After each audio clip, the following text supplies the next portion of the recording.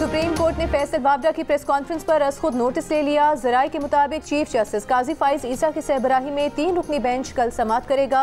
गुज़िश्ता रोज senator Faisal Bawda ने press conference में कहा था कि अब अगर कोई पगड़ी उछालेगा तो वो पगड़ी को फुटबॉल बना देंगे।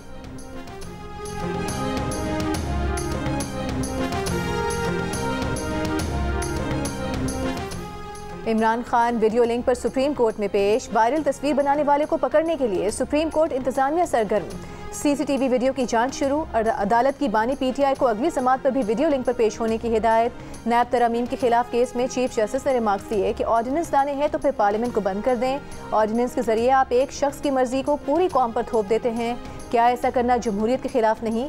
समाअत गैर मुअय्यना मुद्दत तक मुलतवी।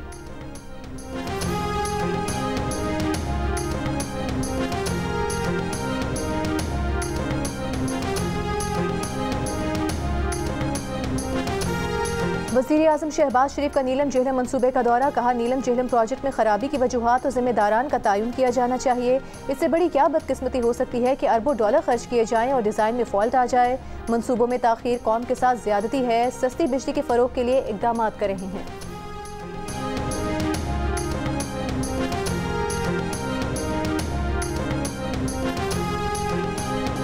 क्या दोहरी शहरियत वाले शख्स को किसी अदालत का जज होना चाहिए? MQM के रहनुमा मुस्तफ़ा कमाल का सवाल। इस्लामाबाद में प्रेस कॉन्फ्रेंस में कहा कि दोहरी शहरियत पर रुकने असेंबली को घर भेज दिया जाता है।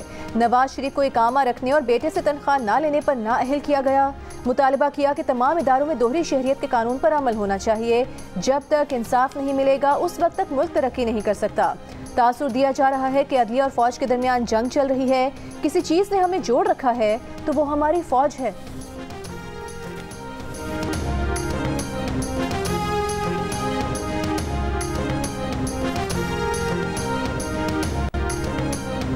अदालती हुक्म के बावजूद इस्लामाबाद पुलिस लापता शायर फरहाद अली शाह को आज इस्लामाबाद हाई कोर्ट में पेश न कर सकी।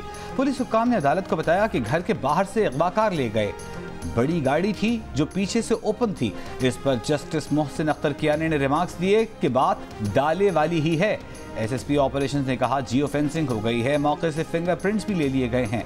जस्टिस मोहसिन अख्तर कियानी ने कहा, मैं आपको अभी बता दूं कि फिंगरप्रिंट्स मिलेंगे ही नहीं। फिर वक्त आ गया है कि सेक्रेटरी दिफा, सेक्टर कमांडर ISI जाती हैसियत में पेश हों, या तो ये कहें कि रॉ के एजेंट आए थे और उठा कर ले गए। जितने लोग गायब होते हैं इसका इल्ज़ाम एक ही इदारे पर क्यों जाता है? नामालूम अफराद के पास इतनी सलाहियत है कि 24 घंटे में सबक याद करा के भिजवा देते हैं। जबरी गुमशुदगियों के जुर्म पर सजाए मौत होनी चाहिए।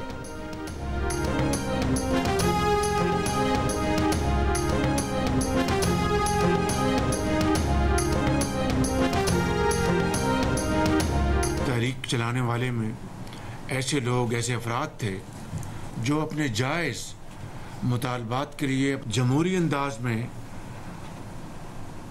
अपना फरीज़ा अदा कर रहे थे, लेकिन उसमें बाज़ अनासर ऐसे थे, शरपसंद अनासर, जिनका मकसद सिर्फ तोड़ फोड़ और इंसानी जानों का ज़िया और लड़ाई और धींगा मुश्ती था। आज़ाद कश्मीर में होने वाले एहतजाज में कुछ शरपसंद अनासर शामिल हुए, जिससे कुछ शहरी और पुलिस एहलकार जाँ बहक हुए। वज़ीर आज़म शहबाज शरीफ की आज़ाद कश्मीर काबीना के इजलास में मुजाहिरों के दौरान शहरियों के जाँ बहक होने की मजम्मत अफसोसनाक वाक़या करार दे दिया। आज़ाद कश्मीर की आवाम को मुखातिब करते हुए कहा कि हमने मुतालिबात के फौरी हल के लिए 23 अरब रुपए का माली ताउन पैकेज तैयार किया। पैसे आज़ाद कश्मीर हुकूमत के अकाउंट्स में मुंतकिल हो चुके। वज़ीर आज़म शहबाज शरीफ ने कशीदगी में कमी के लिए सदर आसिफ अली जरदारी, वज़ीर आज़म आज़ाद कश्मीर समेत दीगर इत्तेहादियों के मशवरों को बरवक्त और बेहतरीन करार देते हुए शुक्रिया अदा किया। इजलास में मुजाहिरों में जाँ बहक अफराद के लिए फातिहा ख्वानी हुई, जबकि वज़ीर आज़म शहबाज शरीफ ने शोहदा पैकेज देने का ऐलान किया। वज़ीर आज़म पाकिस्तान का आज़ाद कश्मीर में नीलम झेलम प्रोजेक्ट का भी दौरा, मंसूबे में खराबी और ताख़ीर को बदकिस्मती करार दिया। कहा, अवामी फलाह के मंसूबे में खराबी या ताख़ीर किसी सूरत बर्दाश्त नहीं की जा सकती।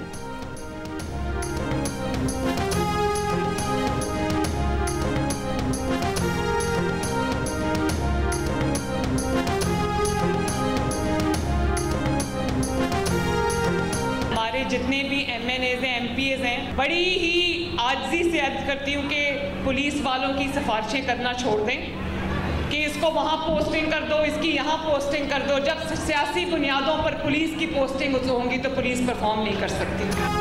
वज़ीर आला पंजाब मरियम नवाज ने अपनी ही पार्टी का पोल खोल दिया। कहा MNAs और MPs पुलिस के तबादलों की सिफारिशें करना छोड़ दें। सियासी तकर्रियों पर पुलिस परफॉर्म नहीं करती। फूल नगर में तकरीब से खिताब में मरियम नवाज ने कहा कि माजी में गंदम खरीदने में करप्शन के अंबार थे, जिसके रास्ते बंद कर दिए। पंजाब में गंदम की कोई किल्लत नहीं, किसान को अगले चंद माह में रिलीफ मिलेगा। एक शख्स ऐसा भी था जो कहता था आलू प्याज टमाटर की कीमत मालूम करने नहीं आया। वो वादा करती हैं कि पंजाब के लोगों की रोटी और सब्जी सब उनकी जिम्मेदारी है। मरियम नवाज का किसान के लिए अगले चंद माह में 400 अरब रुपए के पैकेज और आसान कर्ज पर ज़राई मशीनरी देने का ऐलान।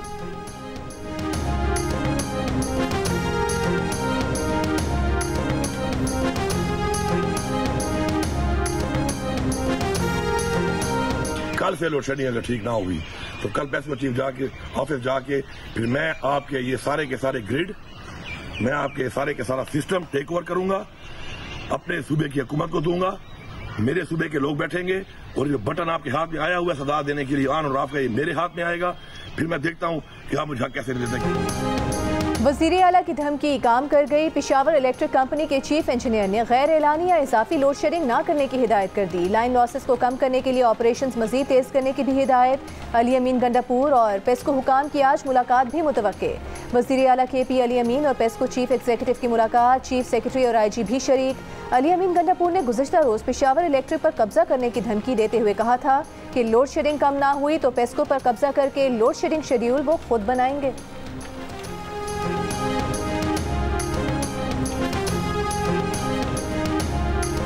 तशरीफ रखे प्लीज। अगर तशरीफ रखे। Order in the house, order in the house.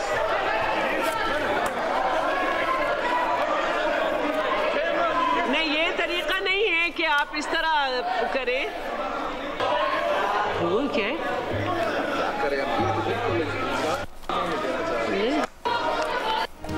कौमी सिंधी के इजलास में तारिक रशीद चीमा के जरताज गुल को नाजेबा अल्फाज कहने पर सुन्नी इत्तेहाद काउंसिल के अरकान की हंगामाराई एहतजाज।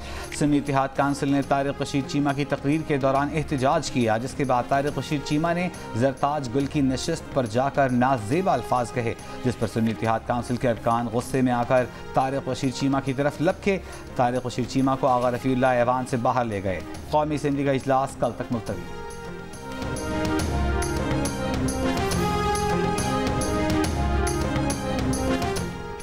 रुकन सुन्नी इत्तेहाद काउंसिल के शेर अफजल मरवत का कहना है कि बात गाली तक पहुंच गई है। ज़ाब्ते फौजदारी के तहत ये एक जुर्म है। तारिक बशीर चीमा के खिलाफ FIR दर्ज कराने का सोच रहे हैं। शहरान तरकई बोले, तारिक बशीर चीमा ने ऐवान में जो जुबान इस्तेमाल की वो बताने के काबिल नहीं। औरतों के बारे में गंदी सोच रखने वाला शख्स पार्लियामेंट का हिस्सा बनने का मुस्तहिक नहीं।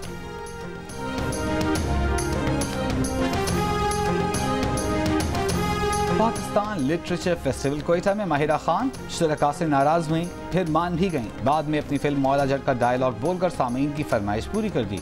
कोयटा में अदबी फेस्टिवल का दूसरा रोज, बड़ी तादाद में शहरियों की शिरकत।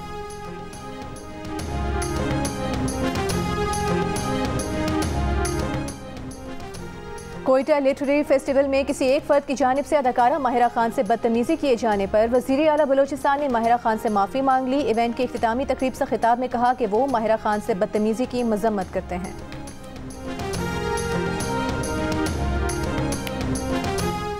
पाकिस्तान हॉकी टीम के खिलाड़ियों के शिकवे भी सुन लिए गए। वज़ीर-ए-आज़म शहबाज शरीफ ने डिपार्टमेंट में खिलाड़ियों की नौकरी की बहाली का हुक्म दे दिया और एक हफ्ते में रिपोर्ट तलब कर ली। वज़ीर-ए-आज़म की जानिब से अजलान शॉट टूर्नामेंट में सिल्वर मेडल जीतने वाली टीम के हर खिलाड़ी को 10-10 लाख रुपए, जबकि हॉकी फेडरेशन को 6 करोड़ की ग्रांट देने का ऐलान।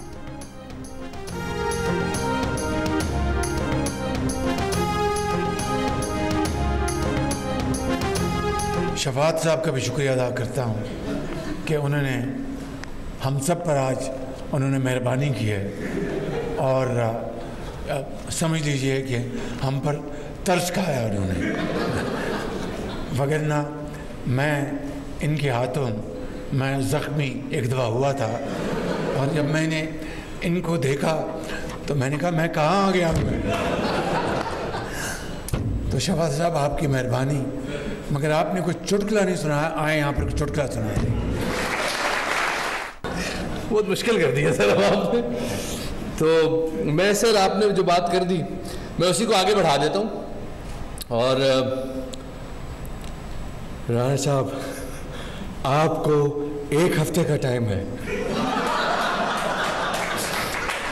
इस 1 हफ्ते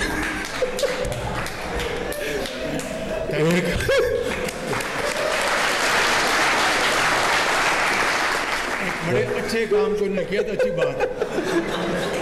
1 हफ्ते में राणा साहब अगर ये मुझे सारे बच्चे भर्ती नजर ना आए तो राणा साहब फिर उसके बाद एक मीटिंग होगी और उसमें हम दीगर उम्र पे बात करेंगे, स्पोर्ट्स पे आपसे बात नहीं करेंगे। पाकिस्तान हॉकी टीम के एजाज में वजीर आजम हाउस में होने वाली तकरीब में शफात अली के तंज़ो मिज़ाह ने तकरीब को 4 चांद लगा दिए। शफात ने वजीर आजम शहबाज शरीफ के कहने पर उनकी मिमिक्री की, जिसको शहबाज शरीफ समेत हाजरीन ने बेहद इंजॉय किया।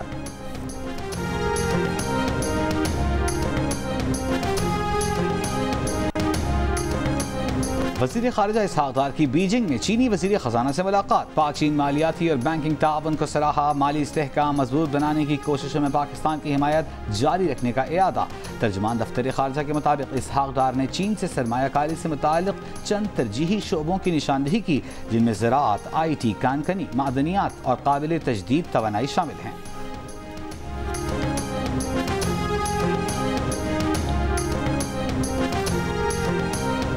इसहाक़ डार को नायब वज़ीर आज़म बनाए जाने के खिलाफ सिंध हाई कोर्ट में भी दरखास्त। अदालती इस्तफसार पर दरखास्त गुजार ने बताया कि डिप्टी प्राइम मिनिस्टर को 90 लाख रुपए के बराबर मुराद मिलेंगी, जबकि आइन में डिप्टी वज़ीर आज़म की गुंजाइश ही नहीं।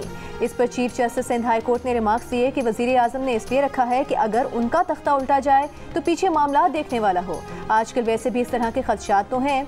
दौरान समाअत दरखास्त गुजार वकील के बार बार बोलने पर चीफ जस्टिस ने टोक दिया और पूछा कि मना करने के बावजूद आप बोले जा रहे हैं, घर पर इतना बोल सकते हैं? आप शादीशुदा हैं या कुंवारे हैं? वकील ने कहा कि वो शादीशुदा हैं, तो जज ने कहा ठीक है, फिर आपका कसूर नहीं।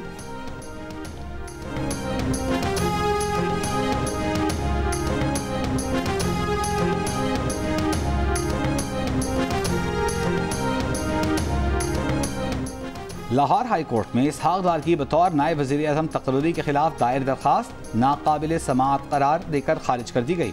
दरखास्त में कहा गया था कि आइन में नायब वज़ीर आज़म का ओहदा मौजूद नहीं।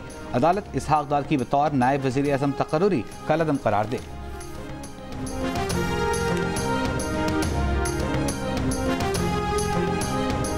IMF ने टैक्स निज़ाम की ओवरहॉलिंग के लिए भारतीय टैक्स मॉडल तजवीज़ कर दिया। इसके साथ ऑस्ट्रेलियाई टैक्स मॉडल की भी तजवीज़। पेट्रोल और डीजल पर 18% जनरल सेल्स टैक्स लगाने का भी कह दिया। विफाक आमदन को सूबों से बचाने के लिए कार्बन लेवी लगाने का ख्वाहिशमंद। लेवी से हासिल रेवेन्यू NFC अवार्ड का हिस्सा नहीं होगा। मरकज़ इस नॉन टैक्स आमदन को अपनी मर्जी से अकेले इस्तेमाल कर सकेगा। तमाम कारोबारों के लिए रजिस्ट्रेशन हद $30,000 करने की तजवीज़। IMF का तखमीना है कि अगर जनरल सेल्स टैक्स से मुतालिक इसकी तमाम तर सिफारिशात नाफिज हो जाएं तो 1300 अरब रुपए का इजाफी रेवेन्यू हासिल हो सकता है। नए कर्ज प्रोग्राम के लिए IMF से मुज़ाकरात जारी। आज तरक्याती बजट, तनख्वाहों में इजाफे और जारी अखराजात पर बात होगी।